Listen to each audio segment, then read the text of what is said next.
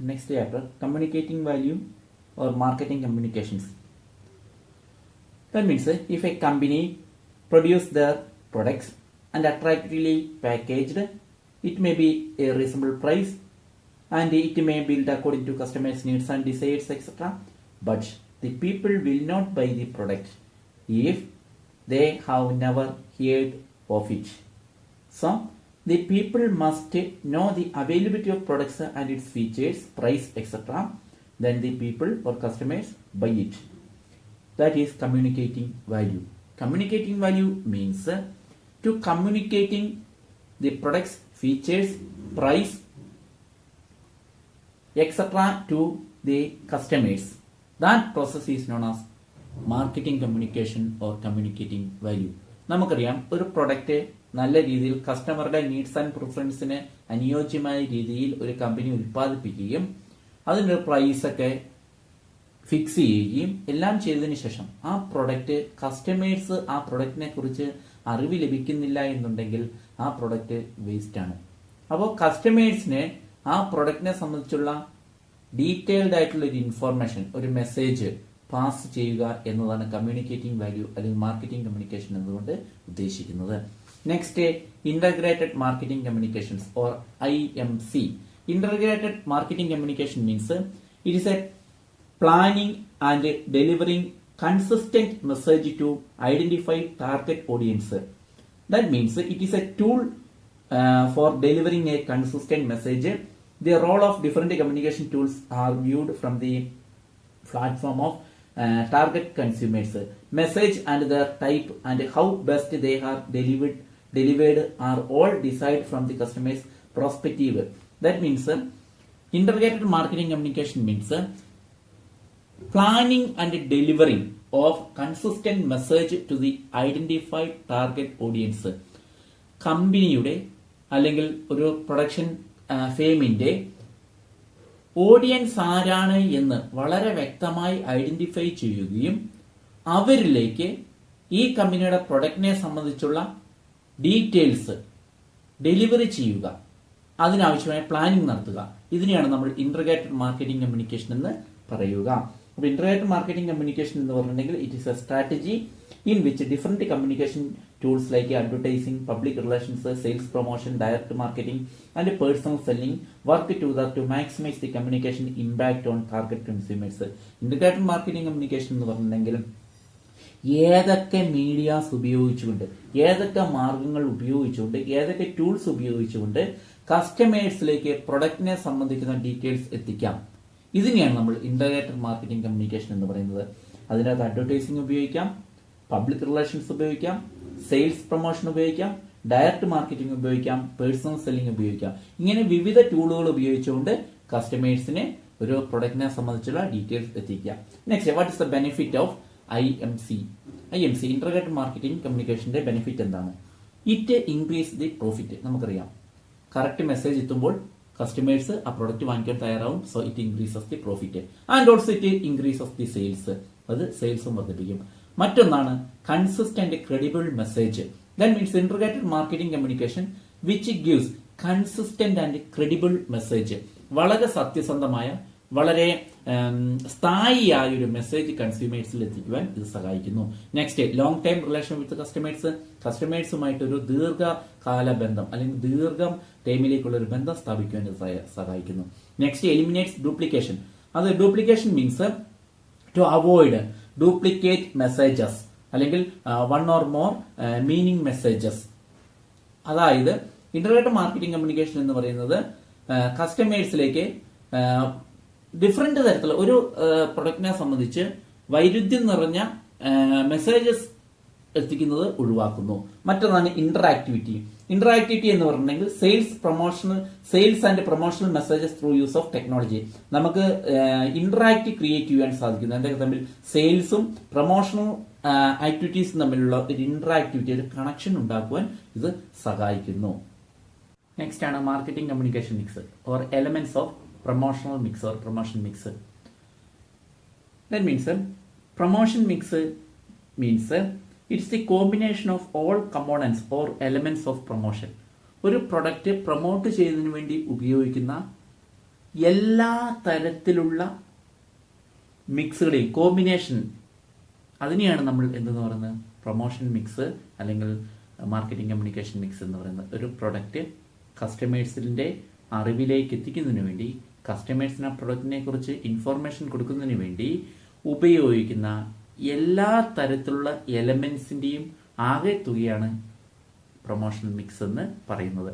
There are mainly 5 kinds of promotional mix. Important 5 kinds of promotional mix. First is advertising, second is sales promotion, third is personal selling, and next is public relation, and last is interactive marketing.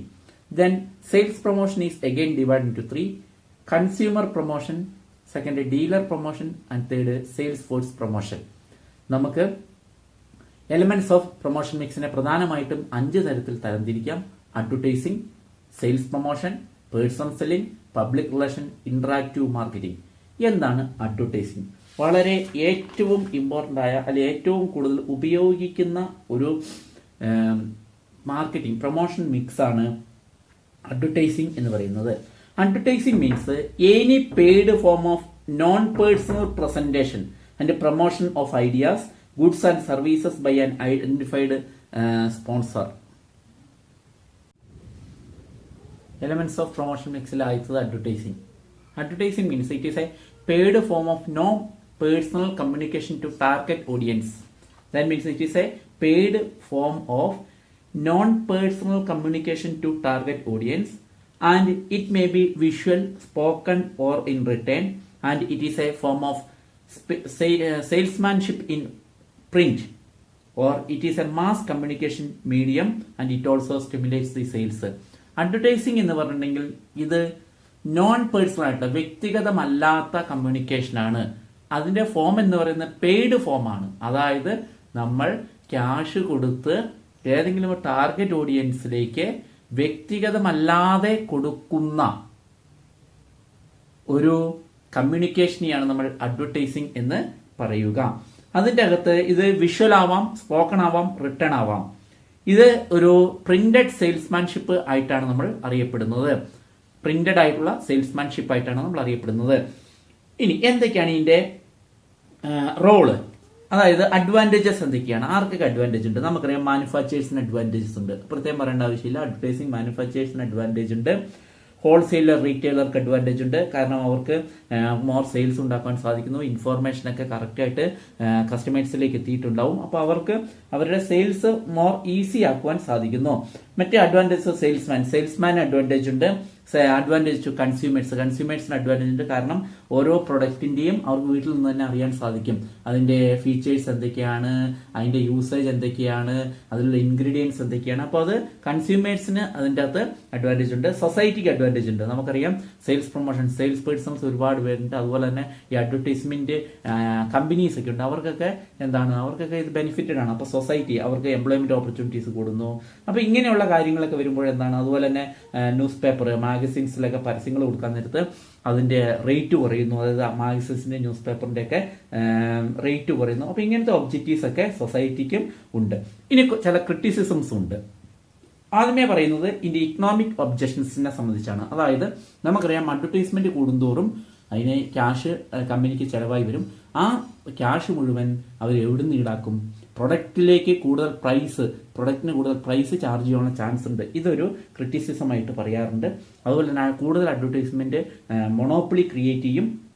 അതുപോലെ തന്നെ advertisements എന്ന് പറയുന്നത് rigid ആണ്, unhealthy ആയിട്ടുള്ള competition മാർക്കറ്റിൽ ഉണ്ടാക്കും തുടങ്ങിയ കാര്യങ്ങളൊക്കെ ഇക്കണോമിക് ഒബ്ജക്ഷൻസ് ആയിട്ട്, ക്രിറ്റിസിസം ആയിട്ട് ഇവർ പറയാറുണ്ട്. നെക്സ്റ്റ് പറയുന്നത് സോഷ്യൽ ആൻഡ് കൾച്ചറൽ ഒബ്ജക്ഷൻസ്. നമുക്കറിയാം കൾച്ചറൽ ആയിട്ടുള്ള ഒരുപാട് കാര്യങ്ങൾ പണ്ട് കാലങ്ങളിലൊക്കെ എന്ന് പറഞ്ഞാൽ ചില പ്രത്യേക മതസ്ഥരൊന്നും TV കാണുന്ന ഇതില്ലായിരുന്നു. ഇപ്പോൾ അഡ്വർടൈസ്മെന്റ് ഒക്കെ വന്നതോടുകൂടി അത് TV കൂടുതൽ ചെലവാകാൻ തുടങ്ങി. അതുപോലെ തന്നെ ഒരുപാട് ന്യൂ ഫാഷൻസ് വരുമ്പോൾ ഡ്രസ്സിലൊക്കെ കൂടുതൽ ഫാഷൻസ് വരുന്നു. അപ്പോൾ പാരമ്പര്യമായിട്ട് അല്ലെങ്കിൽ കസ്റ്റം ഓറിയന്റഡ് ആയിട്ടുള്ള, കൾച്ചർ ഓറിയന്റഡ് ആയിട്ടുള്ളവർക്ക് അത് ഇഷ്ടപ്പെടുന്നില്ല.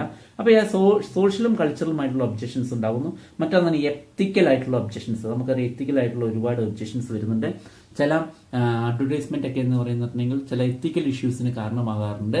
അപ്പോൾ ഇങ്ങനെയുള്ള ഒബ്ജക്ഷൻസ് ഒക്കെ അഡ്വർടൈസ്മെന്റിനെ സംബന്ധിച്ച് പറയുന്നുണ്ട്. ഇനി പറയുന്നത് എന്തൊക്കെ ഫാക്ടേഴ്സ് ആണ് അഡ്വർടൈസിങ് മീഡിയസ് തിരഞ്ഞെടുക്കുമ്പോൾ ശ്രദ്ധിക്കേണ്ടത്? ഫസ്റ്റിലെ പറയുന്നതാണ് നാച്ചർ ഓഫ് പ്രൊഡക്റ്റ് ഏത് തരത്തിലുള്ള പ്രൊഡക്റ്റ് ആണ്. ഇതാണ് ഫസ്റ്റിലെ അഡ്വർടൈസ്മെന്റ് തിരഞ്ഞെടുക്കുമ്പോൾ ശ്രദ്ധിക്കേണ്ടത്. നമുക്കറിയാം ടെലിവിഷൻ സ്ക്രീനിൽ സാധാരണ ഫാമിലീസ് ഒക്കെയാണ് കൂടുതൽ ഉണ്ടാവുക. അതുകൊണ്ട് കൺസ്യൂമർ ഗുഡ്സ് ആണ് കൂടുതൽ എവിടെ ഇഫക്റ്റീവ് ആവുക, ടെലിവിഷൻ ഒക്കെ അഡ്വർടൈസ്മെന്റിനൊക്കെ സാധ്യമാവുക. കോസ്മെറ്റിക്സ് ഐറ്റംസ് ഒക്കെ കൂടുതൽ ടെലിവിഷനിലൂടെ എന്ത് ചെയ്യുന്നതാണ്, അഡ്വർടൈസ് ചെയ്യുന്നതാണ് നല്ലത്. അപ്പോൾ നാച്ചർ ഓഫ് പ്രൊഡക്റ്റ് ഒരു ഘടകമാണ് മീഡിയ തിരഞ്ഞെടുക്കുന്നതിൽ. രണ്ടാമത്താണ് advertising objectives. The advertiser wants to immediate action, director or speciality advertisement will be better. പെട്ടെന്ന് ഒരു ആക്ഷൻ കിട്ടണമെങ്കിൽ അതിനനുസരിച്ചുള്ള ഡയറക്റ്റ് ആയിട്ടുള്ള അഡ്വർടൈസ്മെന്റ്, അത് ടെലിവിഷൻ മുഖാന്തരമോ ന്യൂസ് പേപ്പർ മുഖാന്തരമോ ഒക്കെ കൊടുക്കുക. അപ്പോൾ അത് അഡ്വർടൈസിംഗ് ഒബ്ജക്റ്റീവ്സ് ആണ്. Next potential market. The advertiser has to consider certain factors like number of customers, income pattern, age group, taste, like and dislike. This message is to reach people in high income group. Magazines is best. അതായത് potential market, ഏത് മാർക്കറ്റാണ് target ചെയ്യുന്നത്? നമുക്കറിയാം high income group ഒക്കെ ആണെങ്കിൽ magazine പോലെയുള്ള കാര്യങ്ങളിലൊക്കെ നമ്മൾ ഇത് ചെയ്യുന്നതാണ് നല്ലത്. അതേസമയം എല്ലാവർക്കും വേണ്ടതാണെങ്കിൽ TV, ന്യൂസ് പേപ്പർ, ഇതുപോലത്തുള്ള മീഡിയ, റേഡിയോസ്, ഇതൊക്കെ നമുക്ക് ഉപയോഗിക്കാവുന്നതാണ്. Next business unit. Selection of media depends upon size and nature of business unit. നമുക്കറിയാം ലാർജർ ആയിട്ടുള്ള ബിസിനസ് ഫേം ഒക്കെ ആണ് എങ്കിൽ അവർക്ക് റേഡിയോ, TV, ന്യൂസ് പേപ്പർ ഇതൊക്കെ ഉപയോഗിക്കാം. അതേസമയം സ്മോളർ ആയിട്ടുള്ളതാണെങ്കിലോ അവർ നോട്ടീസ്, പോസ്റ്ററുകൾ, അങ്ങനത്തെ സംഭവങ്ങളൊക്കെയാണ് അവർ ഉപയോഗിക്കുക. ബിസിനസ് യൂണിറ്റിന്റെ വലുപ്പവും ചെറുപ്പവും. മറ്റൊരു ഘടകമാണ് മെസ്സേജ് ടു ബി സെൻഡ്. ആർക്കാണ് മെസ്സേജ് കൊടുക്കേണ്ടത്?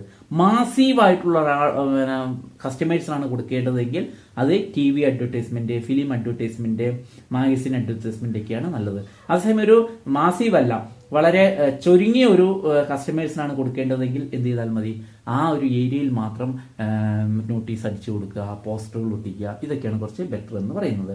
Next, the extent of competition. The selection of advertisement depends upon the medium selected by competitor select ചെയ്യുന്ന മീഡിയ ഏത്, അതും ഈ പറയുന്ന അഡ്വർടൈസ്മെന്റ് മീഡിയ തിരഞ്ഞെടുക്കുന്ന ഒരു ഘടകമാണ്.